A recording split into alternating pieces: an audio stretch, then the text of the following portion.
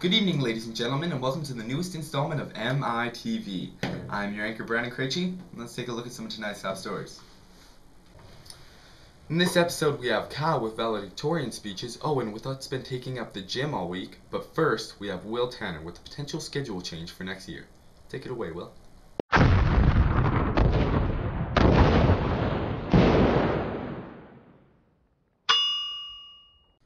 Welcome to the 15th episode of the Political Factor Situation Zone on Ice. This week I'll be talking to students about how they feel about a potential timetable change next year. Let's take a look at the clips. So potentially what will be happening next year is that to accommodate the city buses, school will be starting at 9:10. This means that we could have a shorter lunch or that school could be dismissed at 3:30. How do you feel about that? I think that if you make lunch shorter, there's going to be a lot more late kids because they're going to be going out for lunch and not going to be able to get in on time. Would you be okay with school starting later if it meant that school would also end later? No, definitely not. That's why I hang out with my friends. Yeah, that's why I hang out with my friends too. Wouldn't want to lose that time where I don't play World of Warcraft. I wouldn't want to cut it into lunchtime because that's when people do homework and catch up on assignments. Well, it really doesn't matter to me as long as they don't come into our lunch. So what do you do at lunch? Nothing. Sounds important. How do you feel about the proposed schedule change? I think it would be fine that we cut down on lunch. Why? Because we get a shorter day, and I hate school. I want lunch to be shortened because, gets into my activities. What do you mean? Badminton, just love playing badminton at lunch. No big deal. Yeah, badminton. We should keep it the same, because change is bad. Well, I guess that concludes this week's episode. Back to you, Brandon. Thanks, Will, but none of that affects me, since this next year I'll be in my mom's basement, running my own schedule. And now we have Owen with the fantastic program that's taking place in our gym right now. Hey, what's up? It's the Lucid Training Wheels program teaching kids and students how to ride bikes. A very important skill. Let's check it out. Other door. There we go. So can you tell us a little bit about the Lose the Training Wheels program?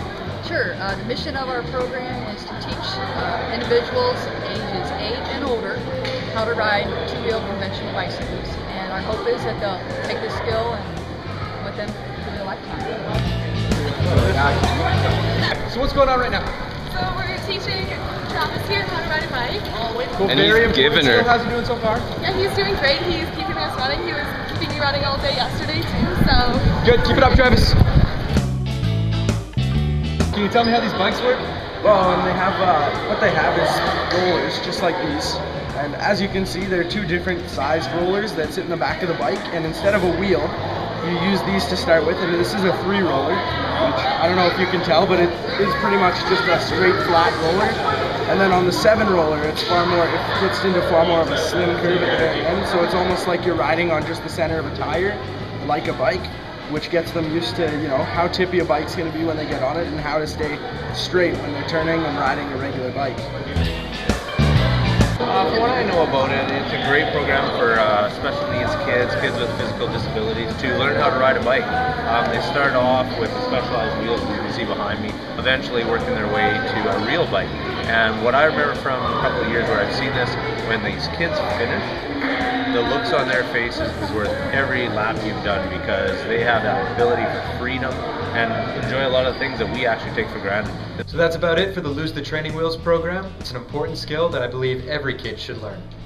For MITV News, I'm Owen Reimer. Thanks, Owen, for another inspirational segment.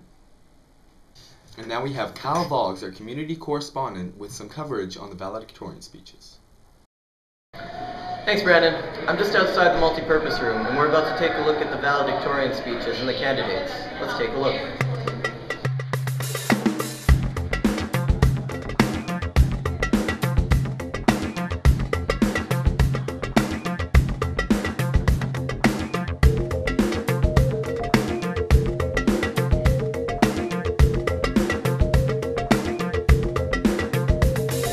Hello, grad class of 2011.